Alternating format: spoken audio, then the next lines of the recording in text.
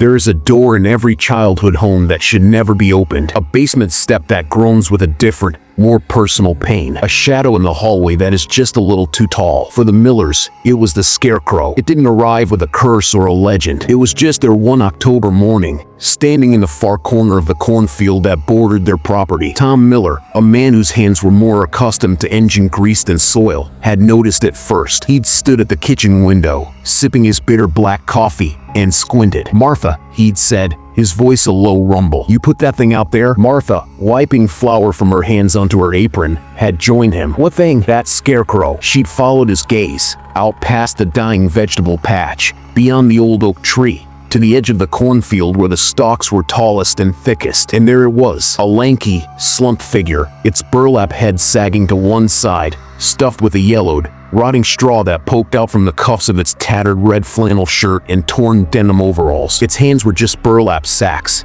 clumsily stitched, and in one, someone had shoved a single, rusted three-tined pitchfork, which it leaned against like a crutch. "No," Martha had said, a faint line of worry appearing between her brows. "No, I didn't." "Maybe the Henderson boys? A prank?" Tom had grunted, dismissing it. A prank. It was almost Halloween, after all. But the Scarecrow hadn't been there at sunset the night before. Both of them were sure of it. And now, it was. Welcome, brave listeners, to Deadform Stories. You found your way to the firelight, to the circle where we share tales that are not for the faint of heart. If you find comfort in the known, in the safe and the sane, then turn back now. But if a part of you, a quiet, curious part that whispers in the dead of night, yearns to peer into the abyss, then you are among friends. Stay a while. Subscribe if you dare to face the horrors we unearth. For the story you are about to hear, it carries a warning, one that was found too late, stitched into the very fabric of a nightmare. And by the end, you will understand the terrible price of ignoring a simple, unsettling truth. Some things are not meant to keep the crows away. They are meant to keep something else in. The first few days, the Scarecrow was just an oddity. 10-year-old Lily Miller, a girl with an imagination as vast as the Iowa sky, named him Straw Jack. She'd wave to him from her bedroom window, and she swore, sometimes, his burlap sack head would tilt, just a fraction of an inch, in return. Her older brother, Ben, 16 and steeped in the invincible cynicism of teenage years, scoffed. "It's the wind, dork," he'd say, not looking up from his phone. "It's a sack of straw and old clothes. It's not alive." But the wind didn't explain everything. Tom found that the crows, which usually plagued the cornfield, were now entirely absent. Not a single black feather, not one raucous caw. The field was silent, save for the dry rustle of corn stalks. It was as if the birds had been erased. He mentioned it to Martha one evening as they sat on the porch, the autumn chill settling around them like a shroud. "It's doing its job, I suppose," Martha had replied, pulling her sweater tighter. She didn't sound convinced. It was Ben who made the next discovery. Bored, and with his friends busy, he decided to investigate the Scarecrow up close. He'd trudged through the brittle corn, the stalks whipping against his jeans, until he stood before it. The thing was taller than it looked from the house, well over 6 feet. The burlap of its face was blank, but the stitching that formed its simple smile was crude and uneven, giving it a lopsided, almost pained expression. The straw stuffing smelled wrong, not like dry hay, but like something damp and sweetly rotten, like forgotten fruit in a dark cellar. And the clothes, the red flannel shirt was faded, but he could see a name tag sewn crudely into the collar. He leaned in, brushing away a cobweb. It read J. Hobbs. The denim overalls were streaked with dark, muddy stains that looked almost like old, dried blood. Ben, feeling a sudden, inexplicable chill, reached out and poked the Scarecrow's chest. The straw gave way, but beneath it, he felt something hard, something unyielding, like bone. He snatched his hand back, a shudder running through him. It was just a knot of wood, he told himself, a branch they'd used for the frame. He hurried back to the house, refusing to look back. The image of that lopsided smile burned into his mind. That night, the dream started, not for Ben, but for Lily. She dreamt she was in the cornfield, lost. The moon was full and cold, bleaching the world of color, and Straw Jack was there, but he was moving. He wasn't leaning on his pitchfork anymore. He was walking, his gait a stiff, jerky shuffle, the rusted tines of the pitchfork scraping along the ground with a sound like fingernails on a chalkboard. He was calling her name, not with a voice, but with a thought that echoed inside her skull. A dry, rustling whisper. "Lily, come see what I've made for you." She'd wake up screaming, her small room bathed in the pale glow of the nightlight. convinced she could still hear that scraping sound from the backyard. Tom and Martha dismissed it as Halloween jitters, but the atmosphere in the house had changed. It was heavier. The old floorboards seemed to groan with a new, more profound exhaustion. The wind whistling through the eaves carried a new, mournful note, and the Scarecrow was always there, in the periphery, a silent, watching sentinel. A week after its appearance, the first of the small animals turned up. Tom found their cat, Mitten, on the back porch. The poor thing wasn't torn apart by a coyote or a fox. It was intact, but it was frozen solid, its fur coated in a fine, glittering frost, its eyes wide with a terror that had been flash frozen on its face. The temperature had not dropped below 40 degrees that night. Ben, shaken, went to the cornfield. He had to know. The Scarecrow was in its usual spot, but something was different. Its posture was straighter, and clutched in its empty burlap hand were a few tufts of gray fur, the exact color of Mitten's coat. He ran to his father, his cynicism shattered. "Dad, it's that thing. It did something to Mitten. It's got her fur in its hand." Tom, his face grim, marched out to the field with a flashlight, Ben trailing behind him. The beam of light cut through the darkness, finally illuminating the slumped figure. The Scarecrow was back to its slumped posture. The burlap hand was empty. There was no fur. Nothing. "You're seeing things, son," Tom said, his voice tight with a forced calm. "It's the stress. The cat. It was just a freak thing, a cold snap." But as they turned to leave, the flashlight beam swept across the Scarecrow's face, and for a single, heart-stopping moment, both Tom and Ben saw it. The lopsided, stitched smile. It seemed to have widened just a little. The following day, the corn began to change. The stalks directly around the Scarecrow, in a perfect circle about 10 feet in diameter, were now a stark, bone white. They were brittle and dead, while the rest of the field still held the faded gold of late autumn. And from these white stalks hung small, perfectly formed icicles, tinkling together in the breeze like a macabre wind chime. The air around the Scarecrow was noticeably colder, a pocket of deep winter in the midst of fall. Martha, her maternal instincts screaming, forbade the children from going anywhere near the field. She wanted Tom to take the thing down, to burn it. But Tom, a stubborn man, refused. It was just a Scarecrow. It was just a strange coincidence. To destroy it would be to admit that the world was not the logical, mechanical place he knew it to be. That night, the power went out, not in the whole neighborhood, just in the Miller house. The hum of the refrigerator died, the digital clocks winked out, and the house was plunged into a silence so profound it felt like a physical pressure. They lit candles, their flames casting long, dancing shadows on the walls. Lily, clutching her mother's side, pointed a trembling finger at the kitchen window. "He's closer." They all looked. The Scarecrow was no longer at the edge of the cornfield. It was now standing at the property line, just beyond the old oak tree. It was halfway to the house. Its pitchfork was no longer a crutch. It was held upright in its fist, like a spear. Tom, his face a mask of fury and fear, grabbed his shotgun. "That's it. This ends now." He stormed out the back door, the screen slamming shut behind him. Martha and the children watched from the window as his flashlight beam bobbed across the yard. He stopped at the property line, aiming the light and the gun at the Scarecrow. "You hear me?" he yelled, his voice thin and desperate in the vast, quiet night. "You're done. This is my land." The Scarecrow did not move. The wind had died completely. The world was holding its breath. Tom fired. The blast was deafening. The shot tore into the Scarecrow's chest, exploding a puff of that rotten, sweet-smelling straw into the air. The figure jerked back from the impact but did not fall. It simply stood there. And then,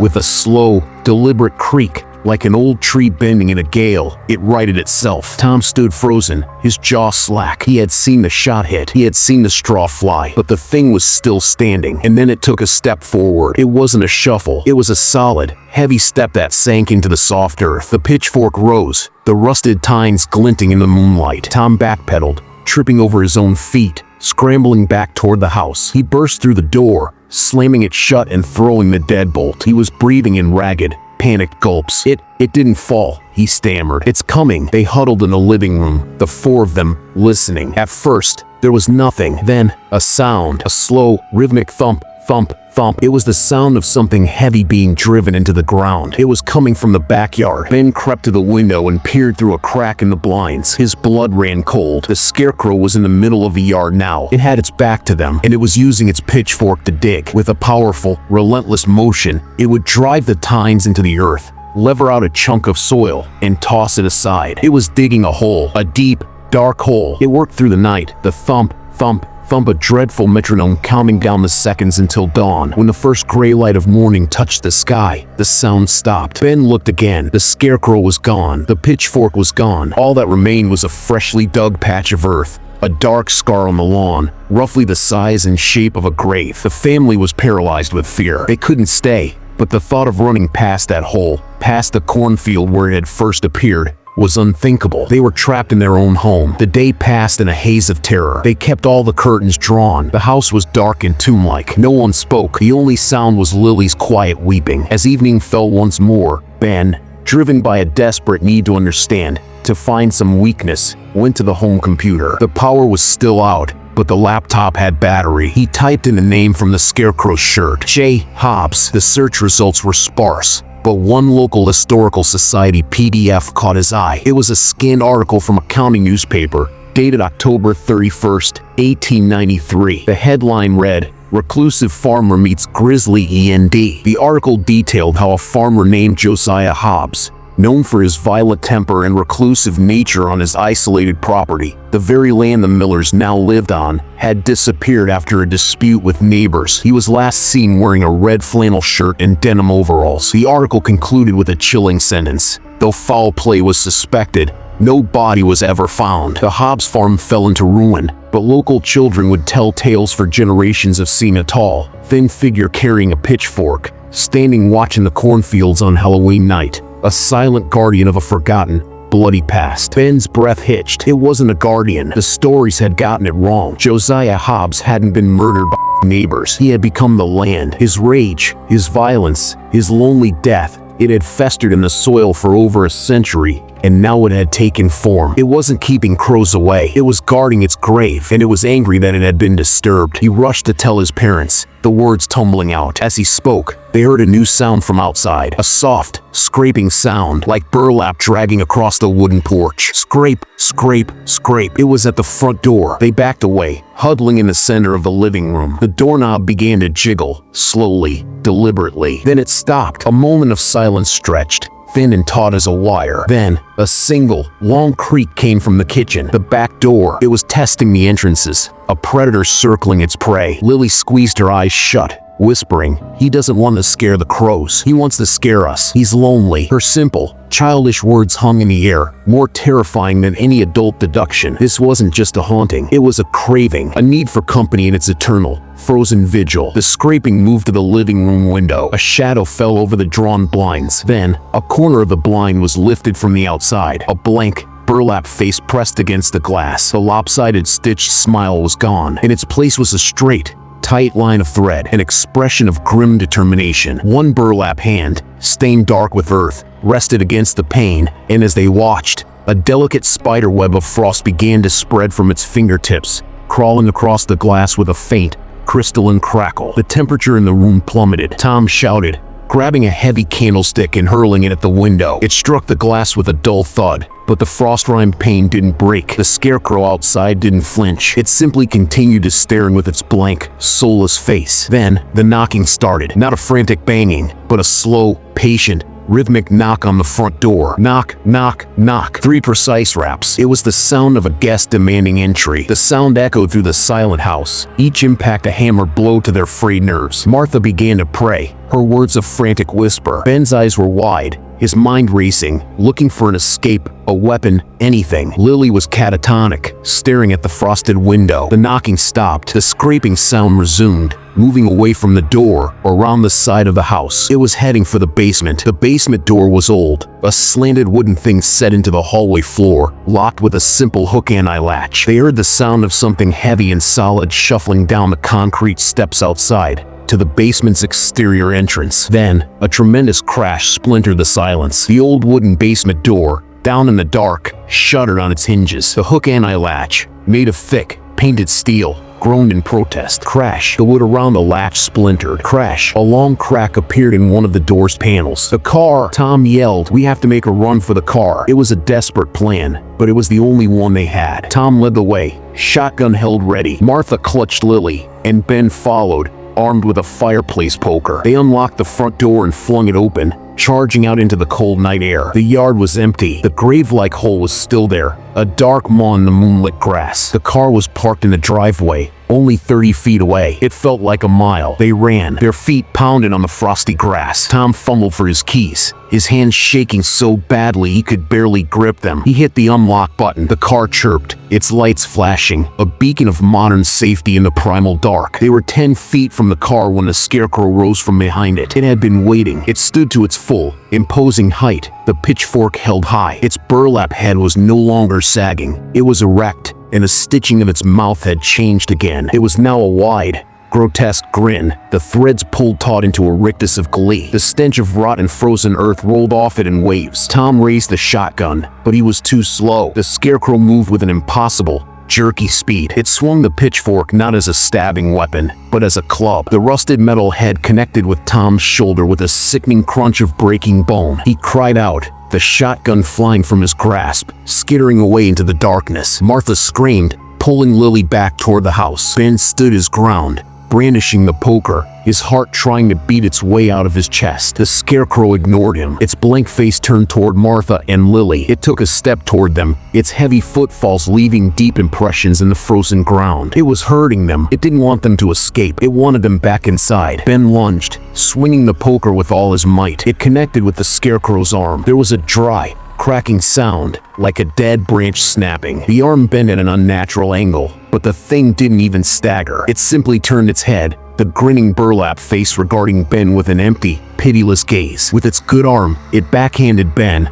a blow that felt like being hit by a sack of concrete. He flew backward, landing hard on the grass. The wind knocked out of him, spots dancing in his vision. He lay there, helpless, watching as the Scarecrow continued its slow, relentless advance on his mother and sister. Martha had backed them against the side of the house, nowhere left to run. Lily was sobbing, her face buried in her mother's coat. The Scarecrow stopped a few feet from them. It didn't attack. It slowly lowered its pitchfork, driving the tines into the earth at its feet. Then, it reached out with its burlap hands, not in a gesture of violence, but of invitation. It pointed one stained, sackcloth finger first at Martha, then at Lily, and then it gestured toward the dark, open hole in the middle of the yard. The message was clear. It had dug a grave. It wanted them to lie in it. A high, thin wail escaped Martha's lips. This was it. This was the end. But then, a memory sparked in Ben's addled brain. The article. Josiah Hobbs, the farmer, his rage, his land. He wasn't just a ghost and a scarecrow. He was the land, and the land